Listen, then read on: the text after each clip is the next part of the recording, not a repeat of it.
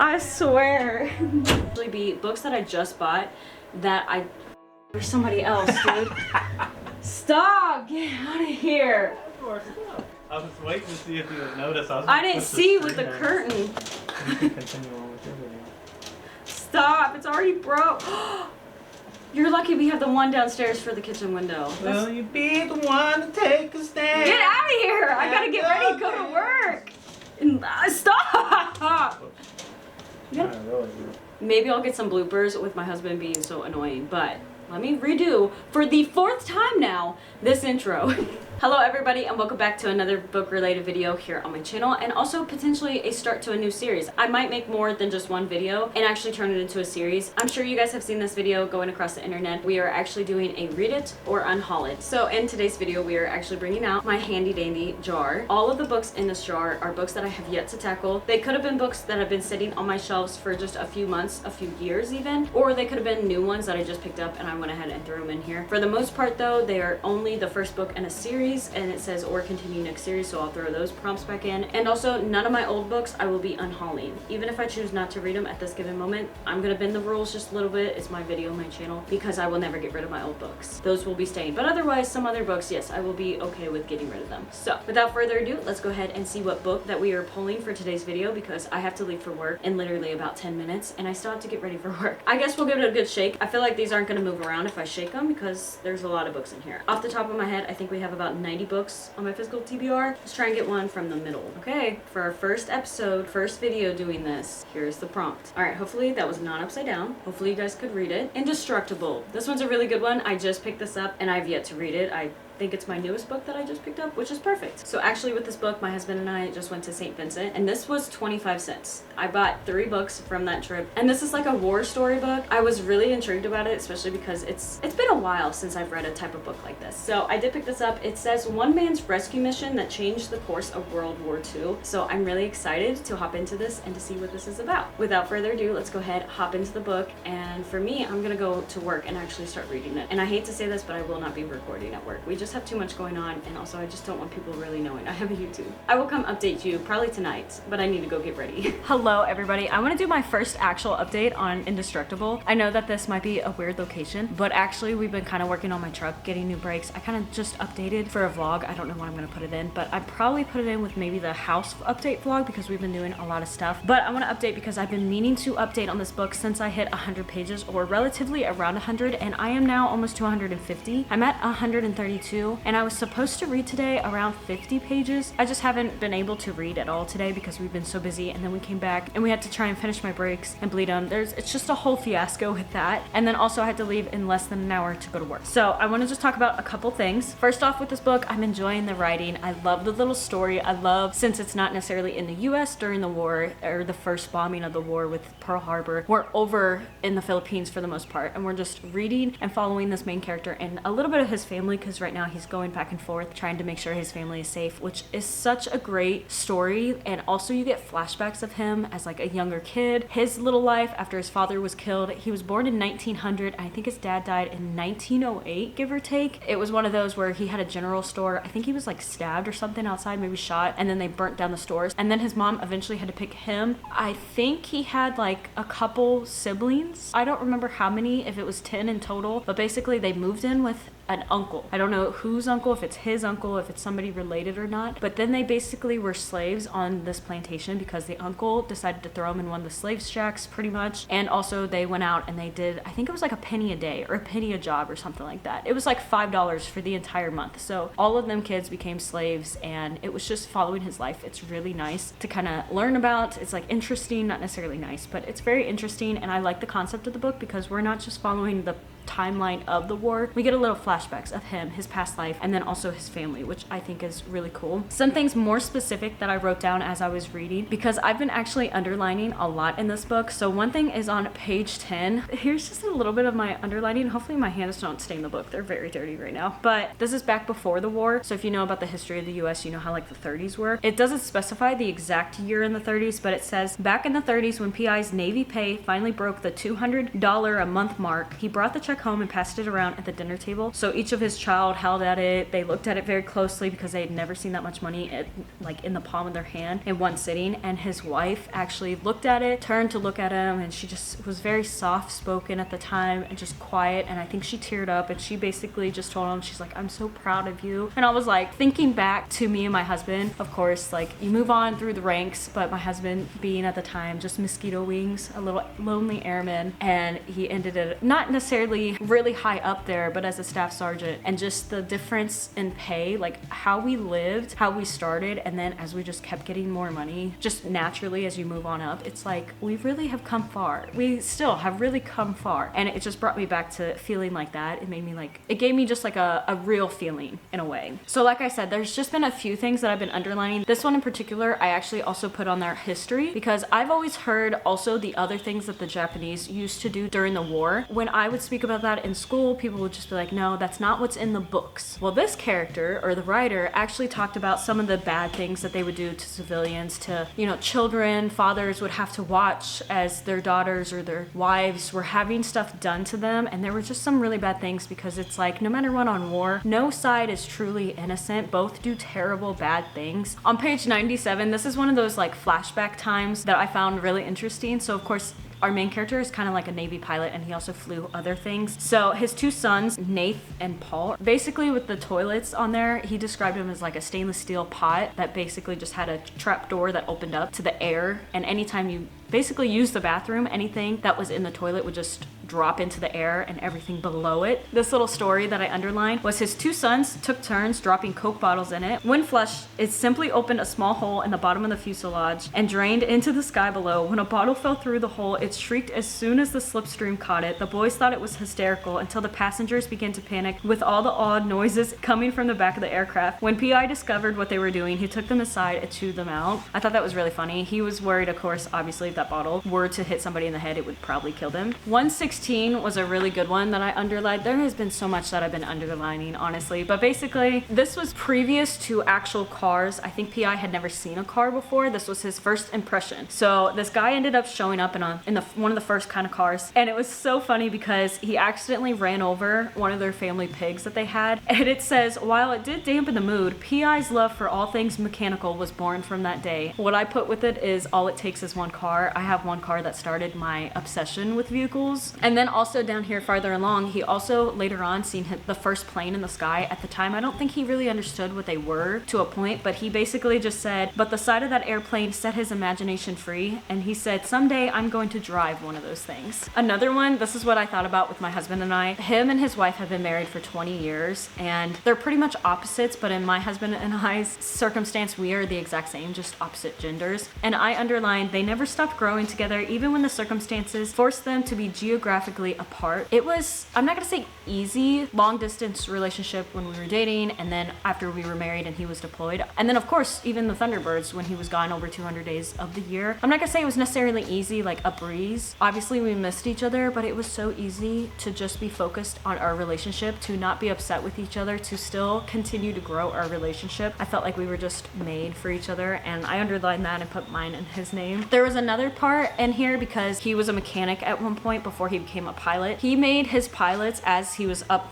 and higher up, and like more of like not necessarily a commander, but he was more in charge of them, up on the top of the chain of command a little bit more. He made his pilots actually get out and talk to the ground crew, tell them what's wrong with the aircraft, what was happening, making them kind of understand what they were getting at, especially back then before computers and stuff. I totally get this part, and I'm thankful that he was like that, because there have been so many times, let's just say, that pilots refuse to talk. They kind of think they're above the ones who fix and keep their planes in the sky or their jets in the sky. And so it was one of those where I was thinking back to some things and I just found it funny, but like a been there, done that type funny. It related a little bit more. I knew my battery was gonna die, and it's dropping. It's so cold right now. Also with some of the underlines, I have kind of like how the Japanese were. I kind of have been underlining some of the bad things that happened, like this guy, after some of the bombs, they were still going off, but it was after the first string of bombs. There were so many civilians, and of course so many pilots and other people, just enlisted or civilians, that got killed or were just buried in the rubble. and this one guy actually spotted a woman who, I guess she was above the rubble halfway up, and he spent time, he actually tried to dig her up, and then after he got her pretty much uncovered majority, he found out that she was actually hit by one of the bombs. And I can only imagine the feeling that he felt trying desperately to uncover this girl to try and save her, just to realize she's already been dead for so many hours, or, you know, potentially minutes. It's just some things that you might not think about, what some people really went through during any war, and especially these types of wars. So this is why I think history type books, autobiography type books revolving around like the military, the wars, anything like that, I think even if they're a little bit fiction but they're based on true events, I think we need to read these types of books, because just never truly being in that situation, you don't truly understand how it is. And there's just one thing kind of from personal experience, that being over in a terrible place, like I know we don't go there anymore, but Afghanistan, coming back home, your eyes have really truly been open, and there's just some things that you just really kind of took for granted before, and then you come to appreciate. Even if you're like the most humble, most perfect person, you still might take them for granted, and also just not really truly appreciate them as much. But I'm so happy that I picked this book up, or I actually pulled this book and got to read this book, because I had just picked it up and I was really intrigued to read it anyways, but I find it just very interesting, and I feel like the pacing's pretty decent for me, maybe because I'm very interested in these types of books, and I usually love these books. Like 4 stars, maybe 3 at the minimum is the lowest I think I've ever rated one of these types of books. Yeah, I've just been really enjoying it. When I have the time to actually sit and read, I feel like I could read 50 to 100 pages. It has been taking me a little bit longer to read, maybe because I've been reading a lot at work, and also, like I said, I've been underlining, so I'm not necessarily just reading, but definitely I think that this is going to be a book added to my recommendations list for either like the war or military style book. I really love the cover. I love the copy I have, how big it is. Of course, when I get to the photos in about 100 and so pages, I'm gonna be so excited to sit and look at all the photos, I assume, of his life, his childhood, potentially when he got married, his kids, and maybe some future things that I haven't read about but will happen at the end of the book. I think my husband's on his way home. Yep, my husband's pulling in the drive, so now's my time to go. Yay! He's got my new brake line.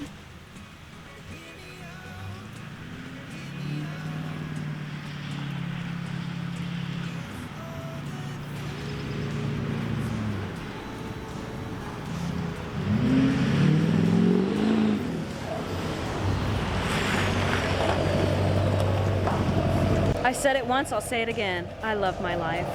Hello everybody, I'm looking terrible. I just want to come on here and kind of update that I will be sitting down and reading. For right now I'm not going to record, but I do hope to kind of record later. I just literally woke up and I'm just very fatigued, very exhausted from us going non-stop for the last couple days, and then also with me getting home a little bit later, a couple hours later from work. I'm no longer getting up at 10 a.m. I'm getting up at like 12 to 1 p.m. It's been great, but it's been terrible because that means I only have a few hours before I have to go back to work to then work again until like 1 a.m. So yeah, it's just been really exhausting, especially like last night where I was cleaning the house. I sat down to eat twice, and that was the only times until I actually sat down to go to bed that I sat down. So it was non-stop moving all day long doing stuff, and we were slam packed. And yeah, I want to sit today because I cleaned and did everything. I want to sit and just read a little bit. I'll probably record later, but for right now I just kind of want to wake up a little bit more, see if I can read at least 50 pages today. That's my goal.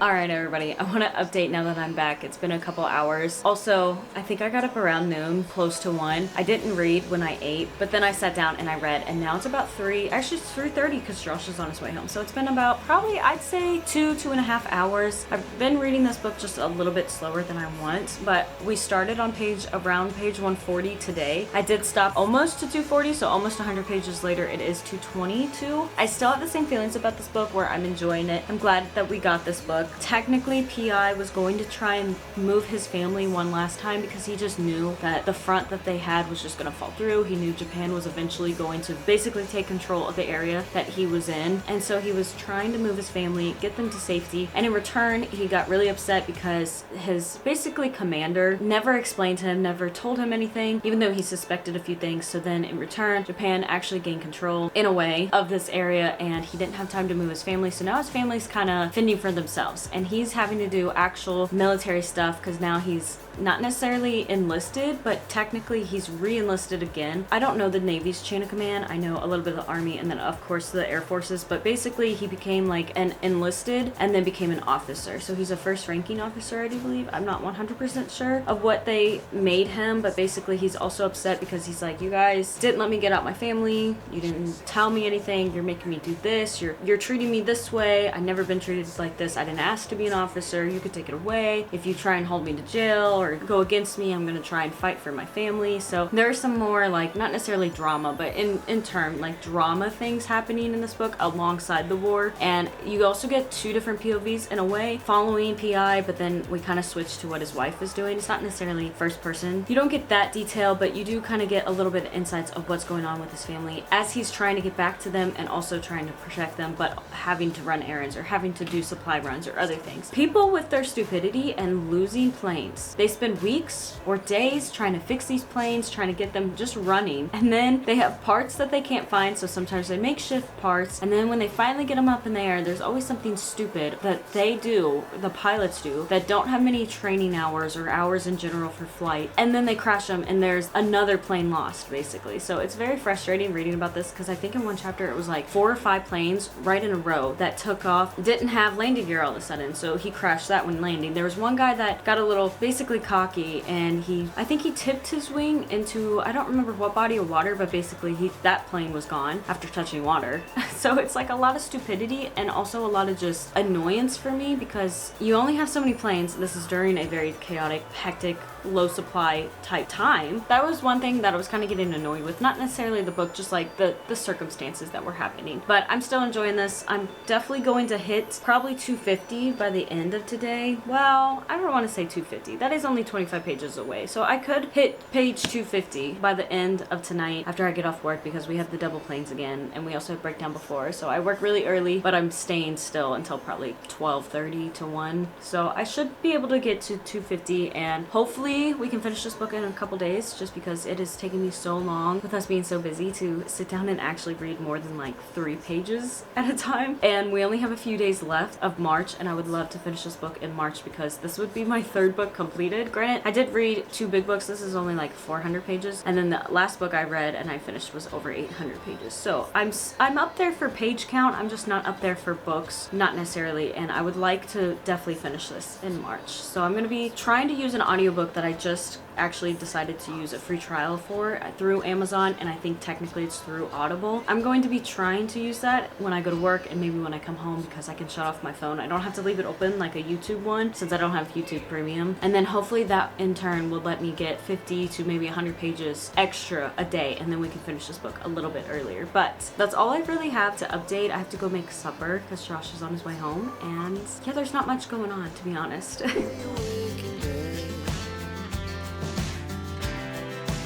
So loud as the hours pass, we're gonna do it all again. We wanna chase the night, wanna dance to the light, pull stars from the sky, just 2 hearts running wild. Never sleep, never stop, as we shout from the top. We're gonna